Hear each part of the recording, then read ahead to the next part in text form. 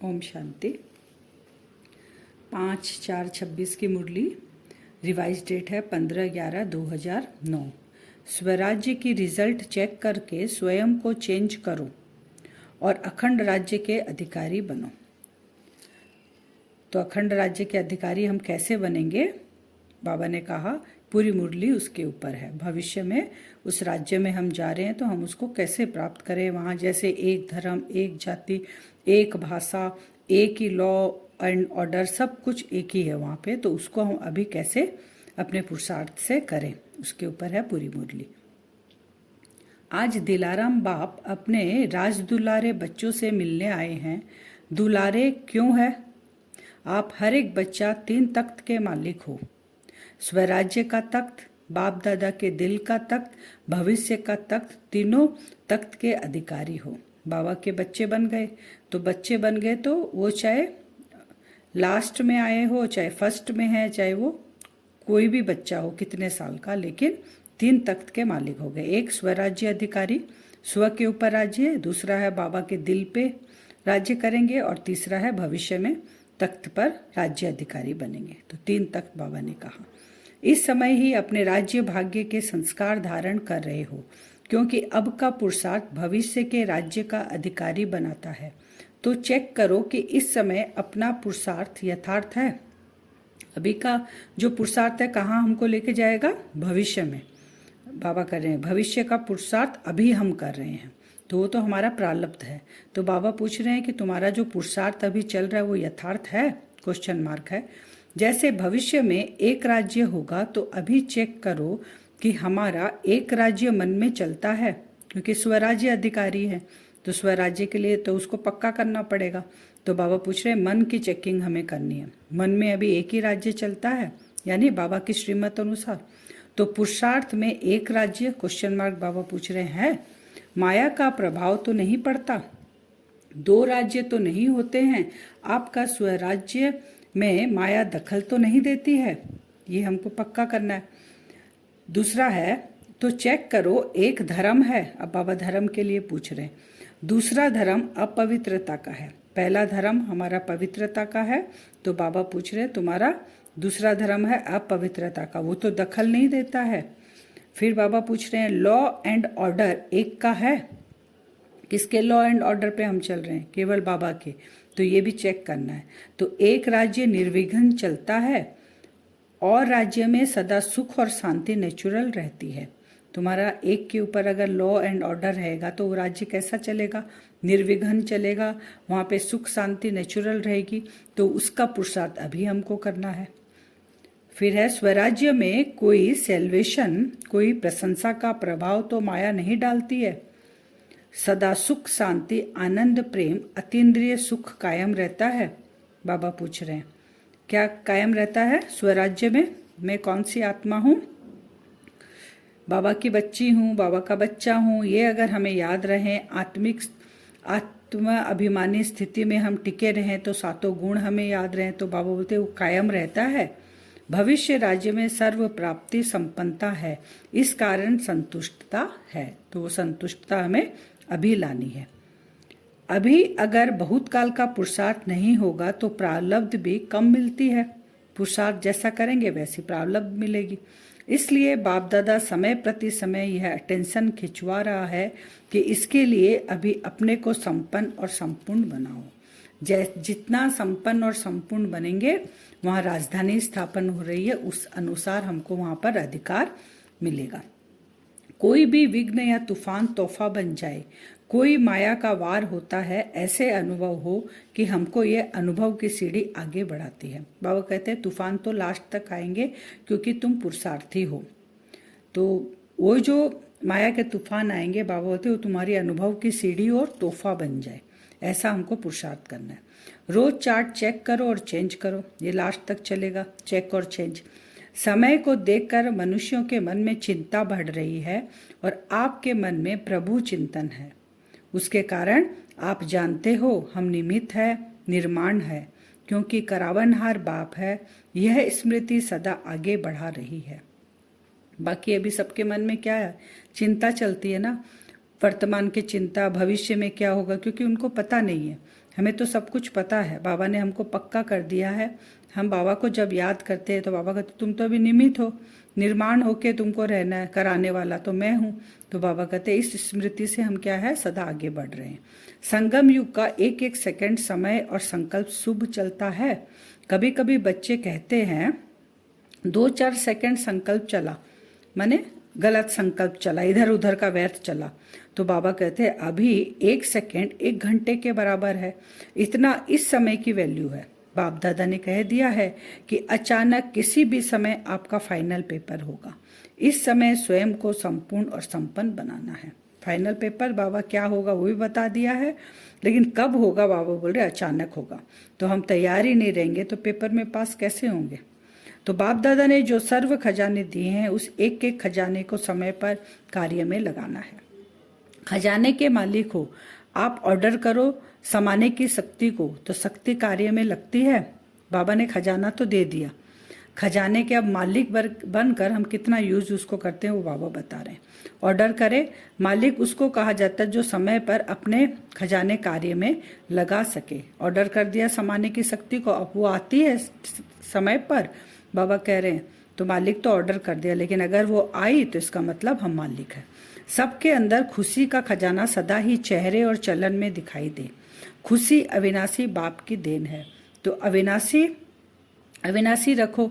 खुशी के लिए कहा जाता है खुशी जैसी खुराक नहीं, खुशी जैसा कोई खजाना नहीं। जिसके अंदर सदा खुशी है उनके नैनों से, चेहरे से, चलन से ऑटोमेटिक दिखाई देते हैं। बाप दादा का वरदान है कि सदा खुश रहो और सदा खुशी बांटो, क्योंकि खुशी जो है बांटने से बढ़ती है। बाप दादा ने देखा, मैंने खुशी के लिए बाबा ने कहा है कि खुशी जैसी कोई खुराक ही नहीं है, तो खुशी सदा खुद खाओ, खुराक दूसरे को दो। बाप दादा ने देखा बच्चे ने हर जगह प्रोग्राम किए हैं, सेवा का प्रोग्राम किया था, लेकिन उसका फल 1000 गुना प्राप्त किया है। बाबा का यह संकल्प है कि समय नाजुक होते जाएगा, चाहे गांव हो, चाहे कोई भी शहर का कोना हो, कोई भी वहां से ऐसी आत्मा नहीं हो जो उल्हाना दे कि हमारा बाप आया और हमको आपने संदेश नहीं दिया। तो इतनी सेवा अब हमें करनी है। तो सभी ने उमंग, उत्साह है, हिम्मत सभी ने अपने अपने विधि से कार्य में लगाया है। कोई भी उल्हाना न दे, ये हमको अब अटेंशन देना है। बाप बच्चों द्वारा अभी हर एक बच्चे का रहम दिल का पाठ देखना चाहते हैं। बाबा बोलते हैं ना, तुम्हारे भक्त आत्माएं तुमको पुकार रहे हैं, दुखी है, शांत है, उनकी आवाज तुमको सुनाई नहीं देती, तो बाबा वो पाठ अभी देखना चाह रहे हैं। आपका उमंग है कि दुखमय संसार बदलकर सुखमय संसार आना ही है। यही बाप का संदेश याद रखो कि अब चाहे मनसा चाहे चेहरे चलन से सेवा की गति बढ़ाते चलो, अपना राज्य समीप लाते चलो।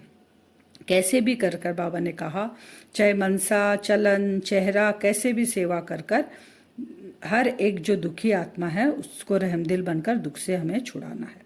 जो नए आए हैं, समय बहुत बीत गया है, पुरुषार्थ तीव्र करना है। अभी जो बच्चे आए नए उनके लिए चलना नहीं, अब चलेंगे तो पहुंच नहीं पाएंगे, उड़ना है। वर्षा देर से आते हुए भी पूरा अपना हक ले सकते हो। हर सेकंड खुश रहना, सभी को पैगाम देना, ये 2 चीज करना है उनको। जो नए आए हैं वो हमेशा खुश रहेंगे और बाबा का परिचय देते रहेंगे, तो बाबा कहते हैं उड़ने लग जाएंगे। जो अमृत वेले, अब अमृत वेले के लिए बाबा कह रहे हैं, जो अमृत वेले की शक्ति विशेष वरदान स्वीकार करते हैं वे विशेष तीव्र पुरुषार्थी बनते हैं। तीव्र पुरुषार्थी कौन बनता है? जो रोज अमृत वेले बैठकर बाबा से वरदान लेता है। अमृत वेले का महत्व रखना अर्थात बाप दादा के सदा तख्त नसीन बनना। अमृत वेले का महत्व क्या है? जो अमृत वेला करते हैं, बाबा से वरदान लेते हैं, वो बाप दादा के सदा तख्त नसीन रहते हैं। चारों के तीव्र पुरुषार्थी हैं, हर समय बाप दादा को अपना साथी बनाकर, चारों ओर के लिए बाबा कह रहे हैं कि तीव्र पुरुषार्थी हैं, हर समय बाप दादा को अपना साथी बनाकर कंबाइंड रहने के अभ्यासी बच्चों को बाप दादा विशेष वरदान दे रहे हैं। कौन से बच्चे को? जो हमेशा साथी बनाकर बाबा को कंबाइंड रखते हैं, उसको बाबा वरदान दे रहे हैं कि सदा उड़ते चलो और दूसरे को भी उड़ाने का सहयोग देकर उड़ाते चलो। कौन से? कंबाइंड रूप वाले साथी, जो साथी समझते हैं बाबा को। जैसे कोई थका हुआ हो, फिर बाबा बता रहे, कोई थका हुआ हो, उसको आधा घंटा भी आराम का मिलता है तो खुश हो जाता है। ऐसे ही शांति का वाइब्रेशन फैलाकर जो दुखी अशांत आत्माएं उनको शांति देंगे तो उनको विश्राम मिलेगा, तो वो उसकी थकावट दूर हो जाएगी। वैसे हमें अब सेवा करनी है। फिर आज का वरदान है, संगठन में सहयोग की शक्ति द्वारा विजयी बनने वाले सर्व के शुभचिंतक भव। संगठन में सहयोग की शक्ति द्वारा, संगठन में एक दूसरे का सहयोग मिलेगा, तब हम क्या बनेंगे, विजयी बनेंगे और सबके शुभचिंतक। यदि संगठन में हर एक दो के मददगार शुभचिंतक बनकर रहे तो सहयोग की शक्ति आपका घेराव बहुत कमाल कर सकता है। आपस में एक दो के शुभचिंतक सहयोगी बनकर रहो तो माया की हिम्मत नहीं जो इस घेराव के अंदर आ सके। लेकिन संगठन में सहयोग की शक्ति तब आएगी जब यह दृढ़ संकल्प करेंगे कि चाहे कितनी भी बातें सहन करना पड़े लेकिन सामना करके दिखाएंगे, विजयी बनकर दिखाएंगे। ये संगठन में ताकत होनी चाहिए। स्लोगन है, कोई भी इच्छा अच्छा बनने नहीं देगी, इसलिए इच्छा मात्रम अविद्या। अगर अभी भी इच्छा है तो वो इच्छा अपनी तरफ खींच लेगी, तो हमें अच्छा कहाँ बनने देगी, बाबा से तो मुंह मोड़ देगी वो। इसलिए इच्छा मात्रम अविद्या। अव्यक्त इशारे है, महान बनने के लिए मधुरता और नम्रता का गुण धारण करो। बाबा बता रहे हैं, जैसे मीठा खाने और खिलाने से थोड़े समय के लिए मुख मीठा होता है, खुश होते हैं, ऐसे स्वयं ही मीठा बन जाओ तो सदा ही मुख में मधुर बोल रहेंगे। ऐसे मधुर बोल स्वयं को भी खुश करेंगे और दूसरे को भी खुश करेंगे। इसी विधि से सदा सर्व का मुख मीठा करते रहो। दृष्टि, मीठा बोल, मीठे कर्म, सब तरह से मिठास हो। अब हम योग करेंगे वरदान से। अपने आप को देखें, दोनों आंखों के बीच में चमचमाता सितारा।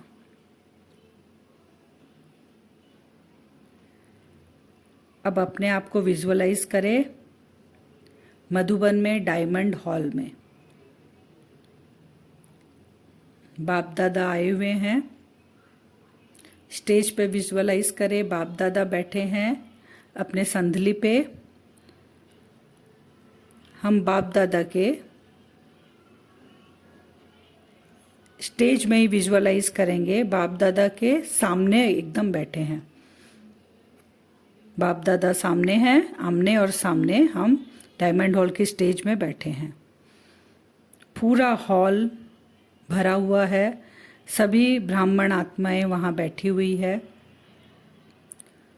सबके मस्तिष्क पर वो चमचमाता सितारा दिखाई दे रहा है। पूरे हॉल में एक पावरफुल वाइब्रेशन, और बाप दादा हमारे सामने हैं। विजुअलाइज करते रहें। बाबा से पावरफुल किरणें निकलकर, बाबा की भ्रकुटी से पावरफुल किरणें निकलकर मुझ आत्मा पर पड़ रही है और पूरे हॉल में चारों ओर जितने भी ब्राह्मण आत्माएं बैठी है हर कोने तक वो वाइब्रेशन फैल रहा है। ये हमारा बाबा और हम पांडव सेना का पावरफुल संगठन है।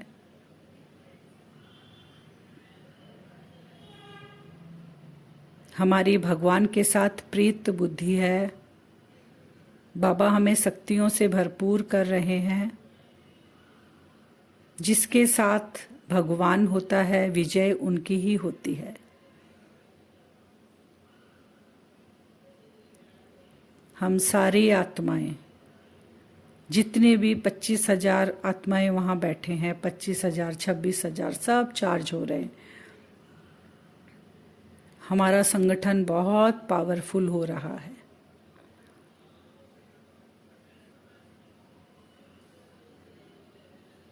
विश्व पर ये जो संकल्प है हमारा, बाबा ने आज कहा, चारों तरफ सुख की, शांति की किरणें तुमको फैलानी है। लोग दुख से छूट जाएं। तो ये पावरफुल शक्तिशाली वाइब्रेशन डायमंड हॉल से निकलकर चारों ओर सृष्टि में घेराव डाल रहा है। हर जगह ये वाइब्रेशन पहुंच रहा है। एक तो जिस जिस आत्माओं को ये वाइब्रेशन टच कर रहा है उनको भी महसूस हो रहा है कि भगवान के सिवाय किसी का भी वाइब्रेशन नहीं हो सकता। टच करते ही उनको सुख शांति का अनुभव हो रहा है। बाबा का परिचय सबको मिल रहा है। दूसरा, जो दुखी अशांत आत्माएं तड़प रही है उनको सुख शांति का अनुभव हो रहा है। डायमंड हॉल से ये वाइब्रेशन संगठित रूप में सृष्टि में चारों ओर फैलने लग गया। सभी आत्माओं को सुख शांति का अनुभव हो रहा है। उनकी नजरें भी खोज रही है ये कहाँ से हमें इतनी प्राप्ति होने लग गई अचानक। हम बाबा के बच्चे, विजय हमारा जन्म सिद्ध अधिकार है।